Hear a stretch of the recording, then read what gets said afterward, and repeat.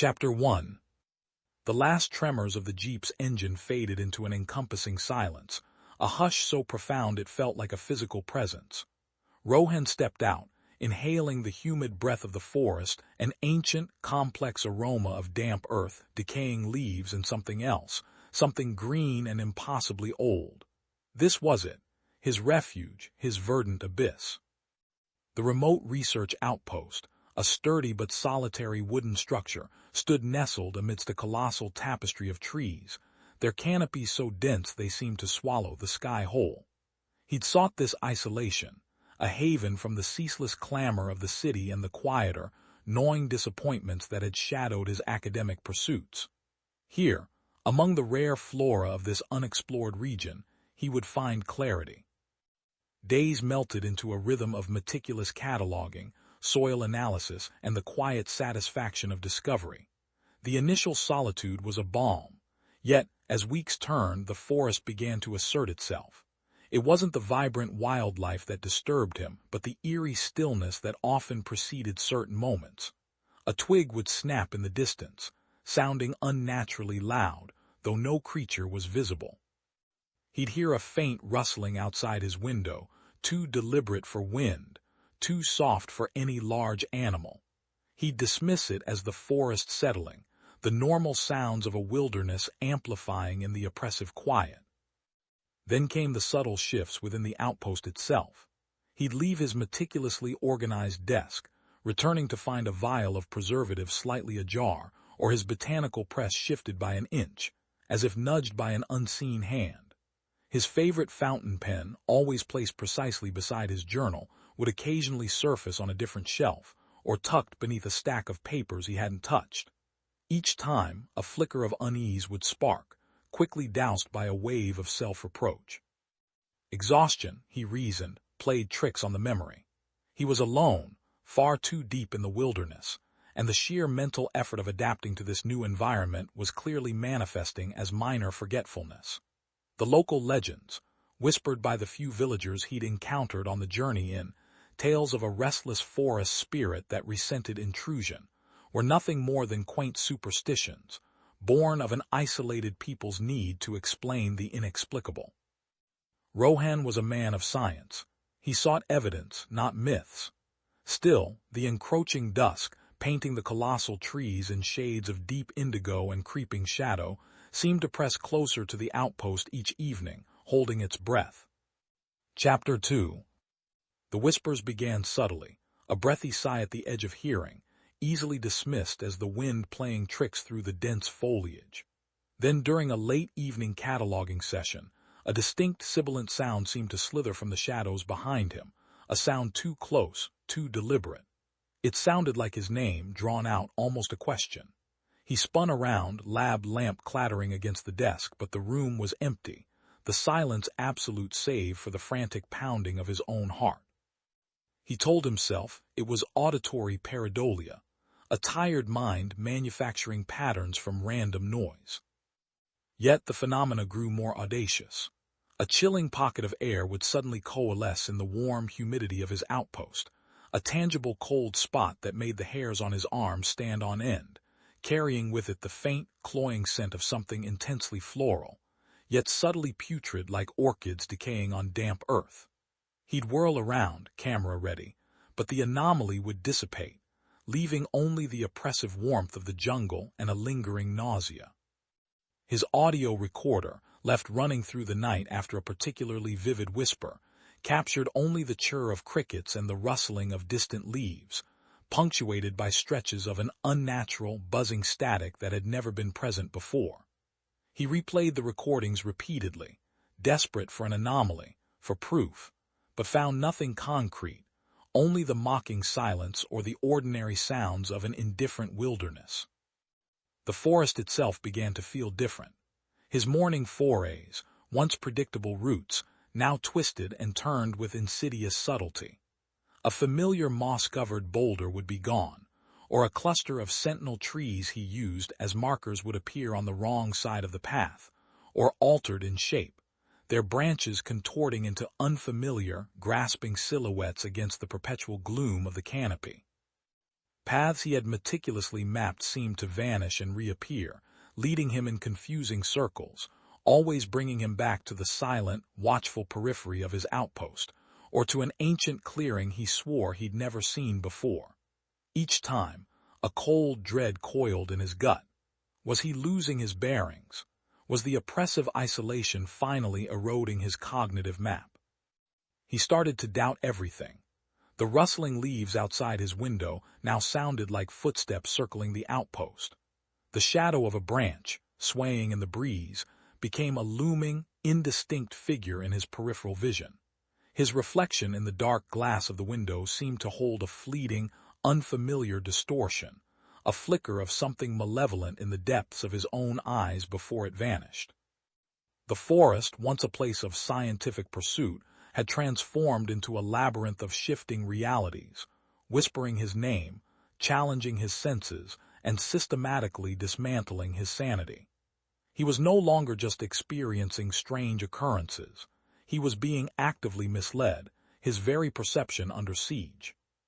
Chapter 3. The oppressive watchfulness of the forest pressed in closer, a palpable weight on his chest. Every shadow held a potential form, every rustle a clandestine movement. He found himself pausing mid-sentence, listening intently to the silence, convinced he could hear his name whispered on a breath that wasn't wind, a sound that bypassed his ears and resonated directly in the hollows of his skull. The phantom chill became a constant companion, settling on his skin even when the jungle heat was suffocating. Desperate for a tether to the world he knew, Rohan fumbled for his satellite phone. He pressed the power button, nothing. He charged it for hours, tried again, still nothing. The screen remained stubbornly dark, a void mirroring the growing emptiness in his gut. His shortwave radio, usually a reliable if crackly connection, offered only a ceaseless barrage of white noise, a roaring static that seemed to mock his attempts at communication. He yelled into the mic, his voice swallowed by the electronic tempest, his pleas dissolving into the ether. He was truly, irrevocably alone. The visual distortions escalated from fleeting glimpses to terrifyingly vivid apparitions. A gaunt, skeletal figure, its limbs impossibly long, would materialize in his peripheral vision, standing stock-still between the trees, only to vanish when he snapped his gaze towards it.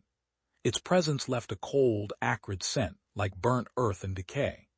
He saw faces in the swirling patterns of leaves, ancient, malevolent visages with eyes that followed him. His reflection in the window became a waking nightmare. Sometimes a stranger stared back, a man with hollow, desperate eyes and a cruel twist to his lips, a face that wasn't his own, yet wore his features like a mask. The stranger would smile slowly, a chilling, silent threat, before his own familiar face would swim back into view, leaving him gasping for air. Panic clawed at his throat. He tore through his research papers, his botanical texts, anything that might offer a rational explanation for the unraveling of his senses. He needed a scientific term, a neurological condition, a fungal spore that induced psychosis. But the answers weren't in his meticulously catalogued knowledge. Instead, buried beneath a stack of old survey maps, he found a small, brittle leather-bound journal, left behind by a previous researcher perhaps, filled with faded script and crude, unsettling drawings. Its pages spoke of Vanadvi, a forest spirit, and the whispering tree, a place of immense power where the veil between worlds thinned.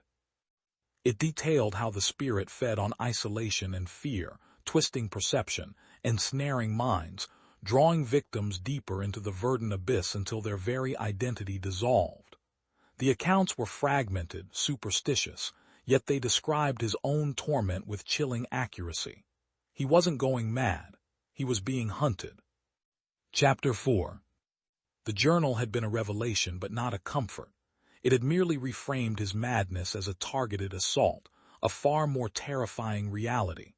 Rohan abandoned the outpost, no longer caring about his research or his belongings. Escape was the only imperative. He plunged into the dense foliage, the sun a fractured memory above the canopy, the oppressive green pressing in from all sides. He tried to retrace his steps, to find the faint trail that led back to the distant, forgotten road. But the forest was a living, malicious labyrinth.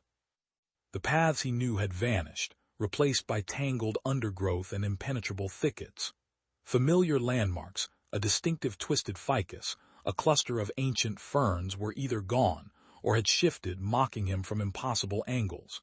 He would walk for hours, driven by a desperate animal instinct, only to find himself inexplicably back at the outpost, its silent, dark windows staring like vacant eyes. Or worse, he would be drawn to a different clearing, one he couldn't recall ever seeing before, yet it felt imbued with an ancient, silent malice. Each return shattered another fragment of his will, confirming the journal's chilling prognosis. The forest wasn't just disorienting him, it was actively hurting him. A profound physical dread began to settle over him, not just a psychological terror but a bone-deep sickness. His stomach churned with constant nausea, his head throbbed, and a pervasive cold seeped into his bones, even under the suffocating heat of the jungle. The air grew heavy, thick with an unseen presence that pressed down, stealing his breath, whispering his name in the rustle of leaves, the snap of twigs. It was the entity he knew, a vast, ancient consciousness that enveloped him, draining his strength, feeding on his despair. During one frantic, disoriented loop that led him back to that unfamiliar, ominous clearing, he stumbled against a colossal ancient tree, its bark gnarled and thick as elephant hide. As his hands braced against it, his fingers traced shallow depressions in the wood, partially obscured by moss and lichen. He frantically scraped away the green veneer, his heart pounding. Beneath, a series of crude, deeply etched carvings emerged, stylized, screaming faces, limbs twisted in impossible agony, and a recurring symbol, an eye surrounded by swirling tendrils, identical to one in the brittle journal. These weren't random marks. These were the screams of others trapped and tormented, their final, desperate messages etched into the very heart of their prison. He was not the first. He was merely the latest. Chapter 5. The carvings were a revelation, but also a final, crushing blow. Rohan understood then. There was no escape, only a progression towards an inevitable endpoint, a crucible in the heart of the forest. Drawn by a force more potent than fear, a psychic gravity well, he stumbled through the dense undergrowth, his body a hollow vessel for the consuming dread. The familiar loops dissolved, replaced by a singular, magnetic pull towards a deeper, darker recess of the jungle. He emerged into a clearing unlike any other. It was ancient, vast, circular, eerily silent save for the frantic thrumming in his own ears. In its absolute center stood a behemoth of a tree, its trunk a grotesque, interwoven mass of roots and boughs, scarred by eons. It didn't just stand. It existed with a crushing sentience. A low, resonant hum emanated from its very core, a sound that bypassed his ears and vibrated directly within his skull, vibrating through his bones, distorting the air, the light, the fabric of his perception. Tendrils of unseen energy rippled outwards, a palpable wave of oppressive power that bent the surrounding flora inwards, as if in supplication or agony. As Rohan gazed upon it, his mind fractured. The tree was a nexus, a vast, malevolent consciousness that had fed on countless souls before him.